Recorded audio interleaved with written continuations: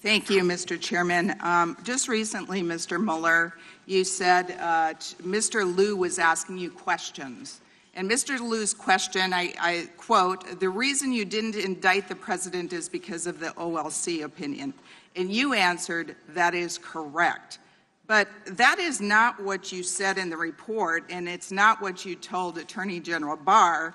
And in fact, in a joint statement that you released with DOJ on May 29th, after your press conference, your office issued a joint statement with the Department of Justice that said, "The Attorney General has previously stated that the special counsel repeatedly affirmed that he was not saying that but for the OLC opinion, he would have found the president obstructed justice.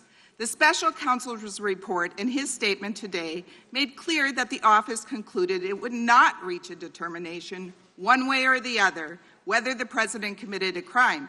There is no conflict between these statements." So, Mr. Mueller, do you stand by your joint statement with DOJ that you issued on May 29th as you sit here today? I would have to look at it more closely before I said I agree with it. Well, my conclusion is that what you told Mr. Liu really contradicts what you said in the report, and specifically what you said apparently repeatedly to Attorney General Barr, and then you issued a joint statement on May 29th saying that the Attorney General has previously stated that the special counsel repeatedly affirmed that he was not saying but for the OLC report that we would have found the president obstructed justice. So I just say there's a conflict.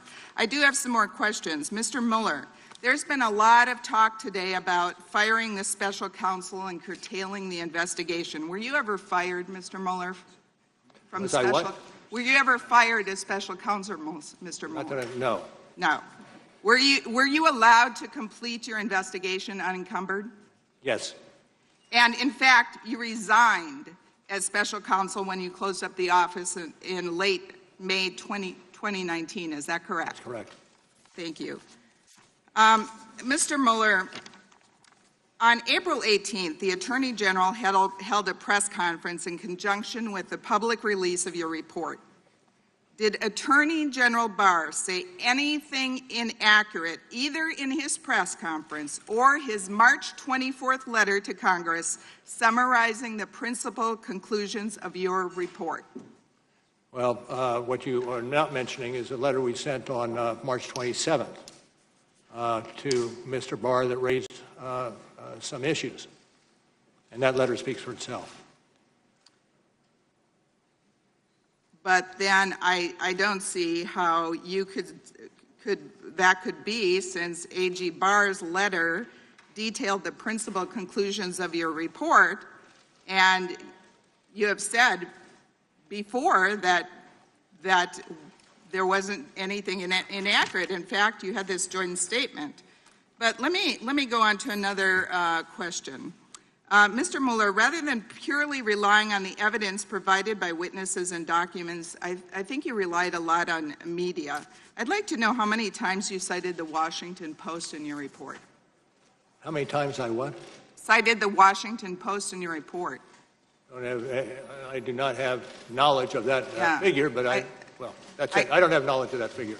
I counted about 60 times. How many times did you cite the New York Times? I counted. Again, I have no idea.